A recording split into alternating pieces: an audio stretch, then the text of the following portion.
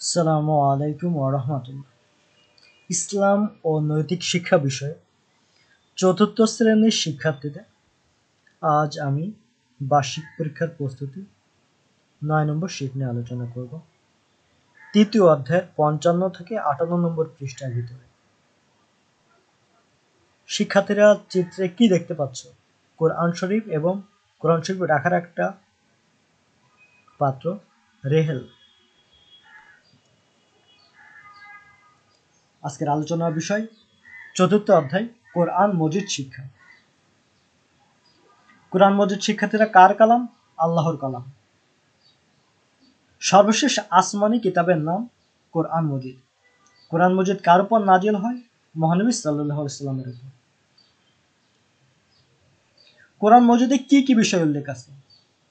আমরা কিভাবে দুনিয়াতে শান্তিতে বসবাস করব, কি কাজ করলে আখিরাতে শান্তি পাব, কিভাবে আল্লাহর ইবাদত করব, কোন কাজ অন্যায়, কোন কাজ করলে শাস্তি হবে, এই সব কিছুই কোরআনে দেয়া আছে।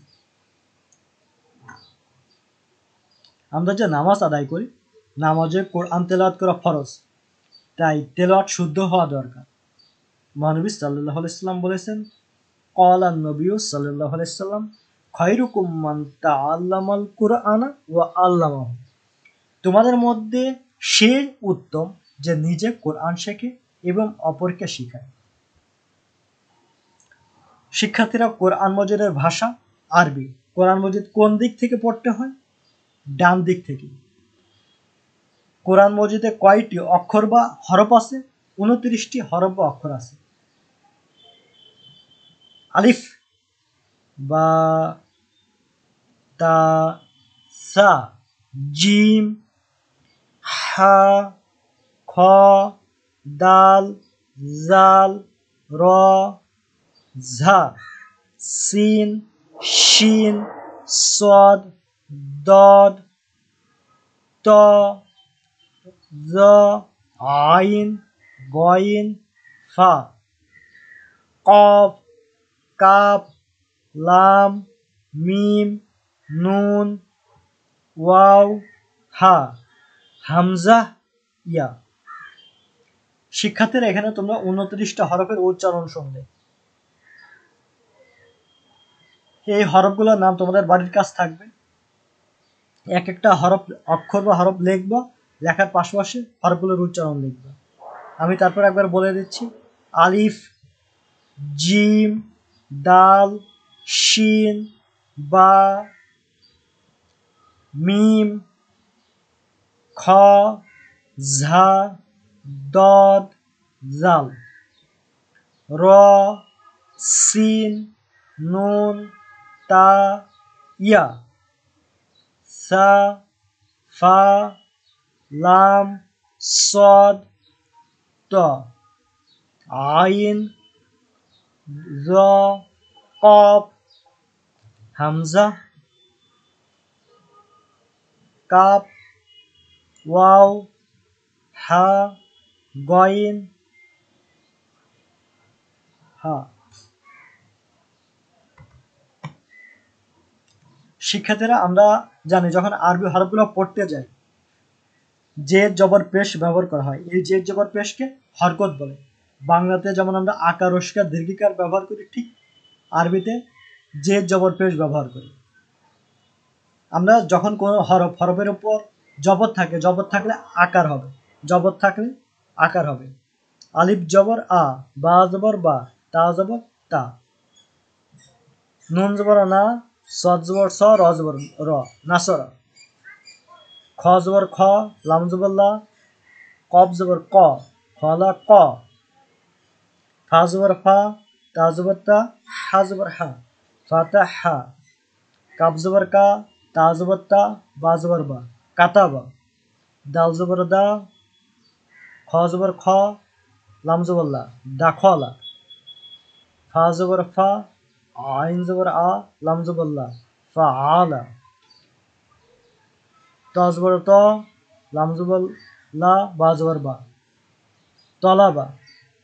জাল জবর জা, কাব জবর কা, র জবর র, জাকর। ত জবর ত, লাম জবর লা, আইন জবর আ, তলা আ। ওয়া জবর ওয়া, লাম জবর লা, দাল জবর দা, ওয়ালাদা। হরফের নিচে জেদ থাকলে রসিকার হয়।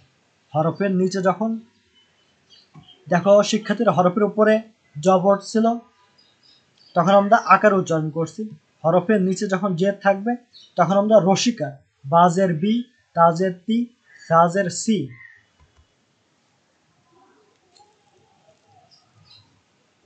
আলিফ জের ই, জাল জবর জা, ইজা। আলিফ জের ই, লাম খাড়া জবর লা, ইলা। হাজের হি, ইয়া জবর আ, হিয়া। বাজের বি, মিম আলিফ জবর মা, বিমা।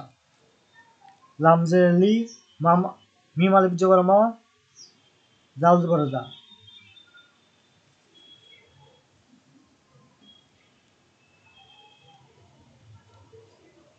লিহাজা। সিন জবর সা, লাম জের লি, মিম জবর মা, সালিমা। র জবর র, হাজের হি, মিম জবর মা, রহিমা। আইন জবর আ, লাম জের লি, মিম জবর মা, আলিমা। সিন জবর সা, বাজের বি, আইন জবর আ, সাবিয়া। শিন জবর শা, হাজের হি, দাল জবর দা, শাহিদা। শিক্ষার্থীরা তোমাদের জন্য অ্যাসাইনমেন্ট আকারে বাড়ির কাজ থাকবে, আশা করি প্রত্যেকেই অ্যাসাইনমেন্টগুলো লিখবে। 1 লাখ কাকে বলে, সত্যবাদী কাকে বলে, ওয়াদা পালন করা বলতে কি বোঝো, মহানবী সাল্লাল্লাহু আলাইহি ওয়াসাল্লাম চরিত্র কেমন ছিল, শিক্ষকের সাথে দেখা হলে কি করবা, মহানবী সাল্লাল্লাহু আলাইহি ওয়াসাল্লাম বড়দের সাথে কেমন ব্যবহার করতেন, সকল পাপের মূল কি, অপচয় অর্থ কি, কোরআন মজিদ কার কালাম, মাদ্দুয়ের হরফ কয়টি। শিক্ষার্থীরা দেখো এখানে আলিফ আছে, এরপরে বা তা, এরপরে সা, জিম হা, এরপরে খ, দাল জাল র, সিন শিন, শিন, সদ দদ, ত জ, আইন গইন, ফা, কফ, কাফ, লাম, মিম, নুন, ওয়াও, হা, হামজা, ইয়া। শিক্ষার্থীরা প্রত্যেকেই বাড়ির কাজগুলো করবে। সকলের সুস্থতা, সার্বিক মঙ্গল কামনা করছি।